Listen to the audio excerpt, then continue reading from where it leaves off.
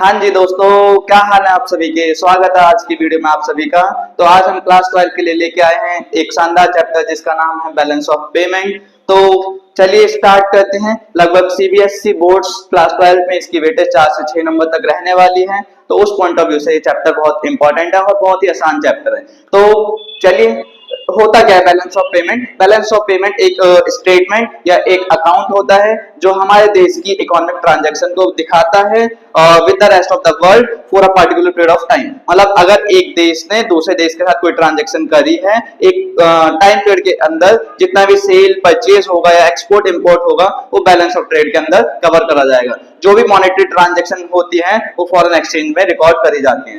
तो generally balance of payment 4 चीजों से मिलकर बना होता है। सबसे पहले गुड्स, सेकंड सर्विस, तीसरा unilateral transaction, fourth capital receipt या कैपिटल पेमेंट या हम इन्हें कैपिटल ट्रांजैक्शन के नाम से भी जानते हैं।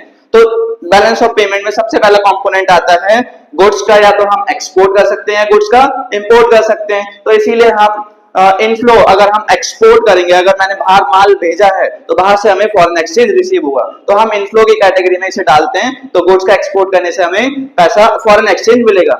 वहीं दूसरी तरफ चले तो आउटफ्लो में जब हम गुड्स का इंपोर्ट करते हैं, बाहर से कोई सामान मंगाते हैं, तो फॉरेन एक्सचेंज बाहर की ओर जाता है। तो ये क्या हो गया, आपका गुड्स इंपोर्ट करने से आउटफ्लो होगा। जब हम सिंपल बात करें, जब मैं गुड्स की ट्रांजैक्शन करूं, गुड्स को हम विजिबल आइटम के नाम से जानते हैं या मर्केंडाइज के नाम से जानते हैं, और जब मैं एक्सपोर्ट माइनस इंपोर्ट करूं तो हम उसे बैलेंस ऑफ ट्रेड भी कहते हैं।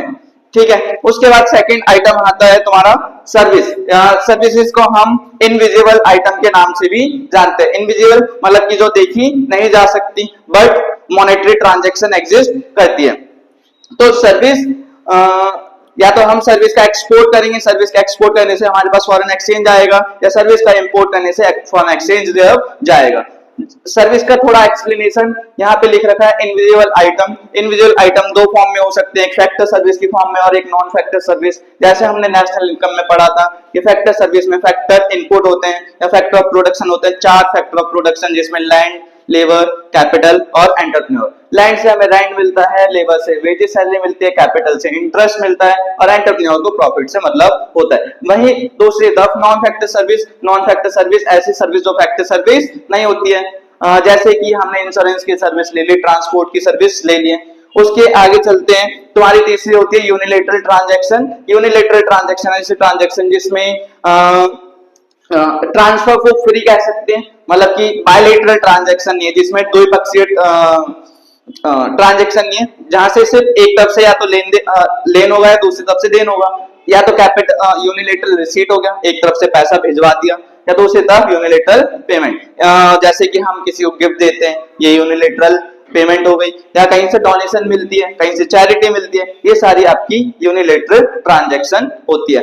और जब मैं एज अ होल बात करूं, जब मैं आपके गुड्स को मिलाऊं, गुड्स के साथ सर्विसेज को मिलाऊं, सर्विसेज के साथ यूनिलैटरल ट्रांजैक्शंस को मिलाऊं, तो जब मैं इन तीनों को एक यूनिट में बोलना चाहूं तो ये आपकी करंट अकाउंट ट्रांजैक्शन बनती है। तो करंट अकाउंट ट्रांजैक्शन ऐसी ट्रांजैक्शन जो आपके एसेट और लायबिलिटी को ऑल्टर नहीं करती है।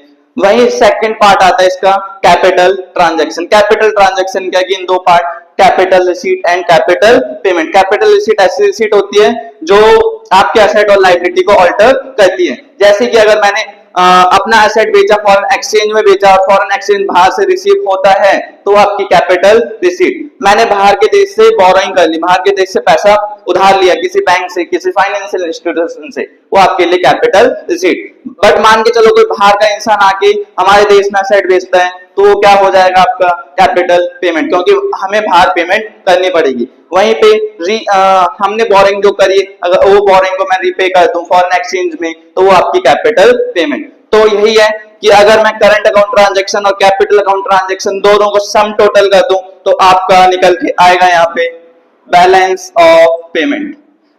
इजी। इसके आगे चलो फिर आगे बढ़ते हैं। जैसे करंट अकाउंट ट्रांजैक्शन के 3 पार्ट हो गए, goods, service and unilateral transaction, वैसे ही आपकी कैपिटल अकाउंट ट्रांजैक्शन के भी कुछ पार्ट्स हैं, कुछ क्लासिफिकेशन हैं। तो कैपिटल अकाउंट ट्रांजैक्शन के मेजर दो क्लासिफिकेशन है, कैपिटल अकाउंट ट्रांजैक्शन बोरोइंग और इन्वेस्टमेंट से मिलकर बनी होती है। तो बोरोइंग्स को फर्दर क्लासिफाई करा गया एक्सटर्नल कमर्शियल बोरोइंग और एक्सटर्नल असिस्टेंस के रूप में। जब हम फॉरेन में जाते हैं, फॉरेन में जो नॉर्मल रेट ऑफ इंटरेस्ट चल रहा होता है वही रेट ऑफ इंटरेस्ट आपको बोरोइंग के रूप में दिया जाता है। जब आपका interest rate market rate of interest के बराबर होता है वो आपकी एक्सटर्नल कमर्शियल बोरोइंग कहलाती है। बट जब गवर्नमेंट आती है या फाइनेंशियल इंस्टीट्यूशन आते हैं वो आपको lower rate of interest provide कराते हैं लोन के लिए rather than market interest rate. तो जब भी आपको जो interest rate lower interest rate पे बोरोइंग मिलेगी मार्केट से कम, उसे हम एक्सटर्नल असिस्टेंट बोरोइंग कहेंगे। सेकंड कंपोनेंट है इसका इन्वेस्टमेंट। तो इन्वेस्टमेंट में फर्दर दो क्लासिफिकेशन हुए, एक फॉरेन इंस्टीट्यूशनल इन्वेस्टर एंड एक फॉरेन डायरेक्ट इन्वेस्टमेंट, FII और FDI। तो जब फॉरेन के इन्वेस्टर इंडिया में आते हैं, इंडियन की कंपनीज में, इंडिया के कॉर्पोरेट सेक्टर में पैसा इन्वेस्ट करते हैं, उसे इन्वेस्टमेंट कहते हैं। बट ये इन्वेस्टमेंट दो तरीके से करी जा सकती है। अगर कोई बंदा, कोई फॉरेन इन्वेस्टर ऑनेस्टिक पर्पस से इन्वेस्ट करता है, उसे राइट एंड कंट्रोल चाहिए है उस कंपनी के अंदर, उसे हम फॉरेन डायरेक्ट इन्वेस्टमेंट कहेंगे। बट एक फॉरेन इन्वेस्टर सिर्फ और सिर्फ प्रॉफिट मोटिव से पैसा इन्वेस्ट करता है, उसे फॉरेन इंस्टीट्यूशनल इन्वेस्टर कहेंगे जो मैनेजमेंट में पार्टिसिपेट नहीं करना चाहता। आगे बढ़ते हैं कि अब बीओपी के दो टाइप हैं या बीओपी का इक्विलिब्रियम कह सकते हैं कि बीओपी इक्विलिब्रियम कब होगा और डिसइक्विलिब्रियम कब होगा। तो हम इसके दो क्लासिफिकेशन बना सकते हैं मेजर, एक बैलेंस बीओपी और एक इम्बैलेंस बीओपी। बैलेंस बीओपी क्या होता है, जिसे हिंदी में संतुलित भुगतान शेष कहा जाता है।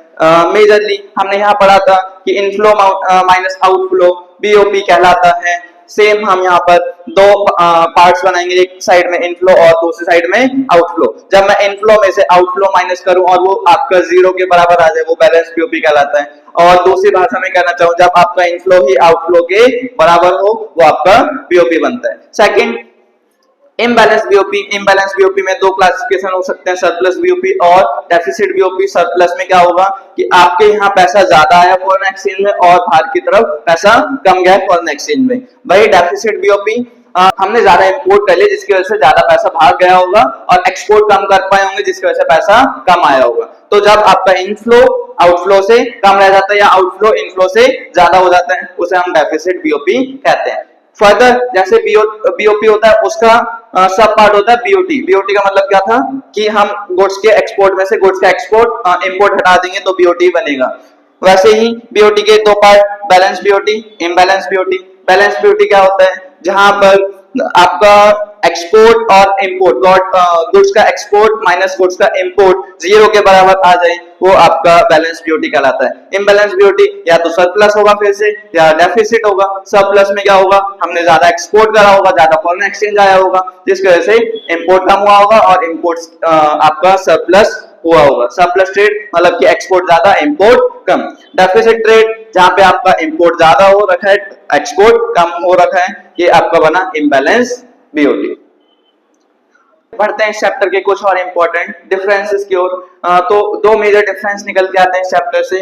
What is the difference between BOT and BOP, मतलब बैलेंस ऑफ ट्रेड और बैलेंस ऑफ पेमेंट में क्या क्या अंतर होता है। और दूसरा डिफरेंस निकल के आता है ऑटोनमस आइटम और अकोमोडेशन आइटम के बीच में क्या अंतर है। तो पहले हम पढ़ते हैं बैलेंस ऑफ पेमेंट और बैलेंस ऑफ ट्रेड के बीच में क्या अंतर है। तो सबसे पहले बैलेंस ऑफ पेमेंट में हमने पढ़े थे चार आइटम निकल के आते हैं। पहला गुड्स रिलेटेड आइटम होते हैं, दूसरा सर्विस रिलेटेड आइटम होते हैं, तीसरा आपके यूनिलैटरल ट्रांजैक्शन होती है, चौथी कैपिटल रिसीट ट्रांजैक्शन होती है, कैपिटल पेमेंट। वहीं पे बैलेंस ऑफ ट्रेड में सिर्फ और सिर्फ गुड्स के ट्रांजैक्शन की बात करी गई थी। तो balance of payment include both visible और इनविजिबल। तो बैलेंस ऑफ पेमेंट में हमने बोला कि गुड्स और सर्विस दोनों आ रहे हैं, इसीलिए यहाँ पे हमने पहला पॉइंट लिखा it include both visible and invisible. While trade के अंदर हम गुड्स की बात कर रहे होते हैं, गुड्स को हम सिर्फ देख सकते हैं, तो इसीलिए बोला balance of trade only include visible items. दूसरा पॉइंट बोलता है balance of trade broader concept होता है, क्योंकि बैलेंस ऑफ पेमेंट में चार मेजर कंपोनेंट आते हैं, वहीं पे बैलेंस ऑफ ट्रेड में सिर्फ एक कंपोनेंट आता है जिसे हम गुड्स का नाम देते हैं, विजिबल आइटम बोलते हैं, मर्केंडाइज बोलते हैं। इसीलिए आपका एक छोटा नैरोअर कॉन्सेप्ट होता है।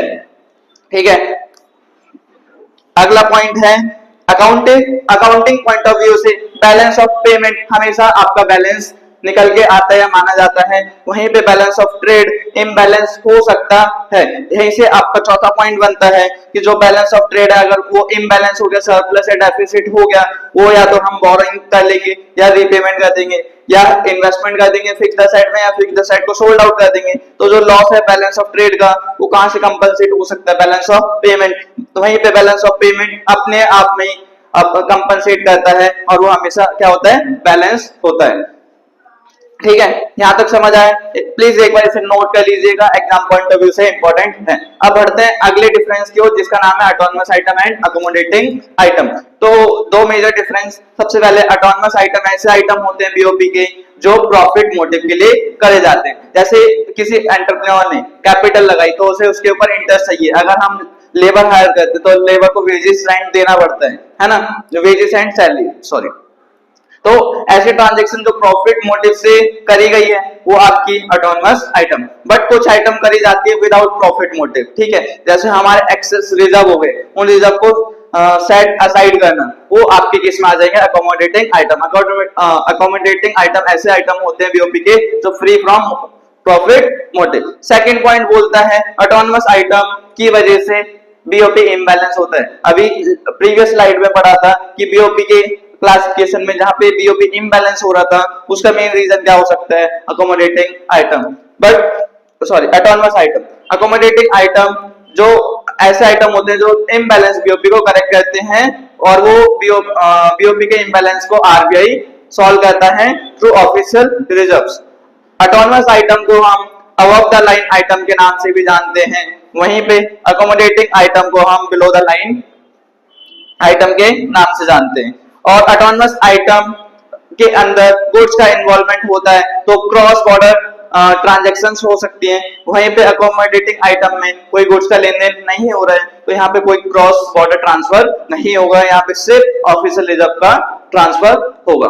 तो अगर आपको ये वीडियो पसंद आई हो और आज की वीडियो में मजा आया हो तो लाइक, सब्सक्राइब और शेयर जरूर करें, अपने दोस्तों के साथ शेयर करें।